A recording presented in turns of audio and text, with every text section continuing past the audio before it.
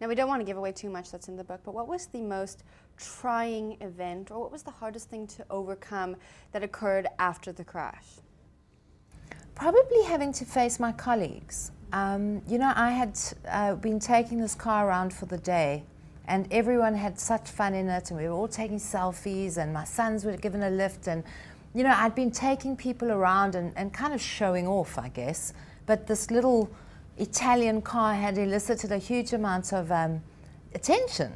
And the final drive, as I was taking it back to the dealership, there were 3 of my good friends and colleagues, all who were at the magazine with me. And when the accident happened, you know, the idea that I could have actually killed people, or that the accident could have killed a whole lot of people, and then having to get up and go to work the next day, and sort of crying and, you know, looking at these people, and they'd all kind of been told not to talk to me. So it was a really difficult time, those first few weeks, feeling like the real pariah, feeling like the person who had literally, I'd slink off to my desk every day, sit there, and just tears would just fall and fall from my eyes because I felt so bad. So I guess trying to make peace with people, and they were actually amazing at the end of it all.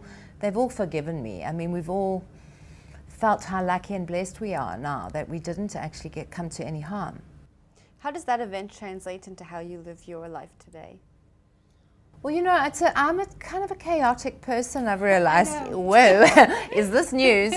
So even though I've been like 16 years clean and sober, I mean, my psyche is one that is attracted to kind of chaotic things. I'm a very curious person, and I'm a risk taker and that kind of stuff. So I've really been having to look at that stuff and go, just breathe. I'm trying to do transcendental meditation. I'm going to lots of yoga. I mean, I have to train myself just to be normal, I think. With someone with such a busy mind, and you put it so wonderfully when you said you're quite a chaotic person, is it hard for you to learn meditation and yoga and actually teach yourself to slow down? It is so hard, but when I manage it, I suddenly go into this, oh, this is how most people actually operate. So when I'm really exhausted, I'm probably just operating on a normal kind of like even level. But yeah, but I mean, I'm getting a lot of joy out of doing that, and especially since I've moved to Cape Town.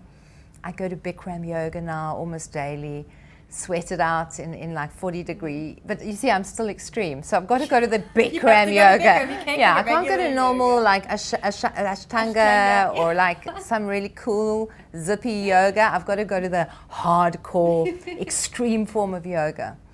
But I guess that's also, you know, when you realize who you are in life, you've kind of like at least got self-knowledge. So I know what I've got to be careful of. I mean, I'm very proud that I haven't, you know, used again, because it was a lot of stress over that time. It would have been very easy to drink.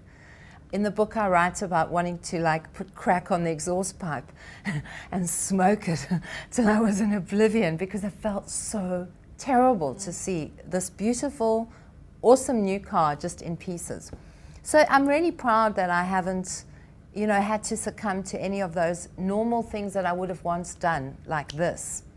And I've been able to stay clean and sober, which is always a kind of thing I would like to pat myself on the back for. Well, I think that is something that you should pat yourself on the back for. This isn't the first time you've exposed your feeling and yourself. You've written about it before, but tell me, what was it like for your family reading the emotions and really an emotional roller coaster that you went through in this particular book?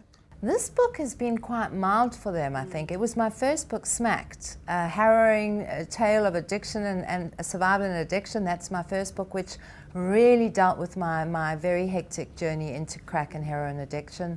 And there my family was very implicated. Some didn't want to speak to me for a while.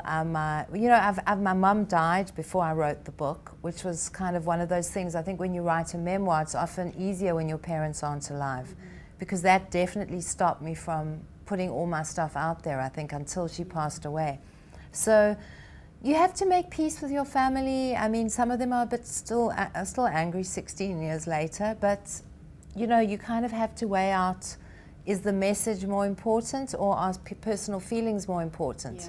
And I've always thought there are many, many addicts that have been helped by my work, and an irate sister, well, I kind of can live with it. Now, when you think about Crashed, you think about the stories in this book, which one just makes you laugh? I think when I went to Opikopi, the rock concert where I was the only clean and sober person in 30,000 strong audience. Just as chaotic, though. Just as chaotic, and I'm sitting there trying to write my book because there is everyone I'm with. I'm all of these crazy Bulgarians who are the most like trashed party people you can imagine at Opikopi. And that was one of the parts that I kind of enjoyed, even though it was so hard at the time. I enjoyed writing about it because it was so absurd that I would go to a place. Like, why would I go to Opikopi when I'm a recovering addict? It doesn't really make sense. So I'm I'll sure never, many people asked you that. yeah, no. Well, I mean, I think they just hated me being there because I was almost like the stick in the mud, you know, sitting there holding my iPad. And so, yeah, I really, that kind of is one of the things that sticks out for me. And of course, the opening chapter, I mean, it's a terrible thing to have had to have written because it was reliving it. But I think also it helps with traumatic stress when you are able to put it down on paper and you are able to get the images out of your mind and you put it kind of out there. It does help a bit to get over it.